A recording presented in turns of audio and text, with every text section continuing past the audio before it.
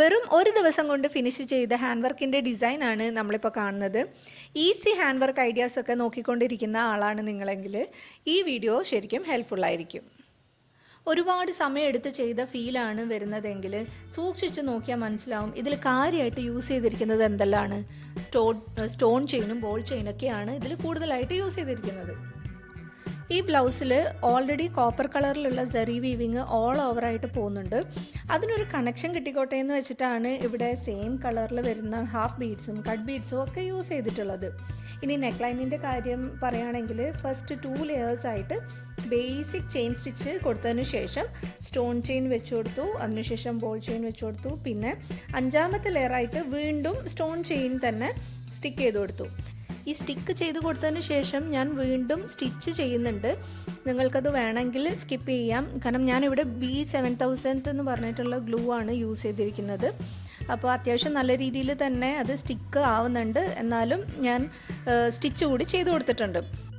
ഇനി നേരത്തെ പറഞ്ഞ കോപ്പർ കളറിലുള്ള ഹാഫ് ബീഡും അതിന് ചുറ്റും കട്ട് ബീഡ്സും വെച്ച് അങ്ങനെ neck line front and back finish ചെയ്തിട്ടുണ്ട്. ഫ്രണ്ട് നെക്ക് ലൈനിൽ ഹാഫ് പോർഷനിൽ മാത്രമേ വർക്ക് കൊടുത്തിട്ടുള്ളൂ. ബാക്കി സാരി വരുമ്പോൾ ഹൈഡായി പോകുന്ന സൈഡല്ലേ, അപ്പോൾ അതിൽ വർക്ക് കൊടുക്കേണ്ട ആവശ്യമില്ല. ഇനി അതുപോലെ തന്നെ സാരിയും ദാവണിയും ഒക്കെ ആണെങ്കിൽ ഇതുപോലെ തന്നെ വർക്ക് കൊടുത്താൽ മതി. ഇനി എല്ലാ ട്രഡീഷണൽ സ്കേർട്ടിൻ്റെ ബ്ലൗസായിട്ടാണ് യൂസ് ചെയ്യുന്നതെങ്കിൽ നേരത്തെ പറഞ്ഞതുപോലെ എങ്ങനെയാണോ നമ്മൾ ബാക്ക് നെക്ക് ചെയ്തത് അതേപോലെ തന്നെ ഫ്രണ്ട് നെക്ക് കംപ്ലീറ്റ് ആയിട്ട് ഫിനിഷ് ചെയ്യും. ഇപ്പം നമ്മൾ കാണുന്നതാണ് സ്ലീവ് പാർട്ട്. സ്ലീവിൽ കൊടുത്തിട്ടുള്ള വേർട്ടിക്കലായി വരുന്ന ഈ ഒരു ഹാൻഡ് വർക്ക് തന്നെയാണ് ഈ ബ്ലൗസിനെ കൂടുതൽ ബ്യൂട്ടിഫുൾ ആക്കുന്നത്. ഇപ്പോൾ കാണിക്കുന്ന ഈ ബോൾ ചെയിൻസ് ഉണ്ടല്ലോ, ഇതിൻ്റെ ലെഫ്റ്റ് ആൻഡ് റൈറ്റ് സൈഡിലായിട്ട് സ്റ്റോൺ ചെയിൻസ് വീണ്ടും ആഡ് ചെയ്ത് കൊടുക്കുന്നുണ്ട്. അപ്പോൾ ഇങ്ങനെയാണ് ഫൈനൽ ലുക്ക് വരുന്നത്. സ്ലീവ്സിൻ്റെ ബോർഡറിലായിട്ട് നെക്ക് ലൈനിൽ ചെയ്ത സെയിം വർക്ക് തന്നെയാണ് റിപ്പീറ്റ് ചെയ്തിരിക്കുന്നത്. അപ്പോൾ ഒരു കണക്ഷൻ കൂടി അതിന് കിട്ടും.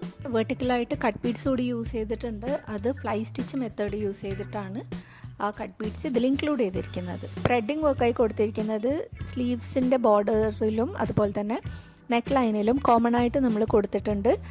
കോപ്പർ കളറിൽ വരുന്ന ഹാഫ് ബീഡും കട്ട് ബീഡ്സും വെച്ച് ഹൈലൈറ്റ് ചെയ്തിട്ടുണ്ടല്ലോ, ആ സെയിം വർക്ക് മാത്രം എടുത്തിട്ടാണ് സ്ലീവ്സിൽ സ്പ്രെഡിങ് വർക്കായിട്ട് കൊടുത്തിരിക്കുന്നത്. ഇപ്പോൾ വർക്ക് കുറച്ചുകൂടി ക്ലിയർ ആയിട്ട് മനസ്സിലാവുമെന്ന് വിശ്വസിക്കുന്നു.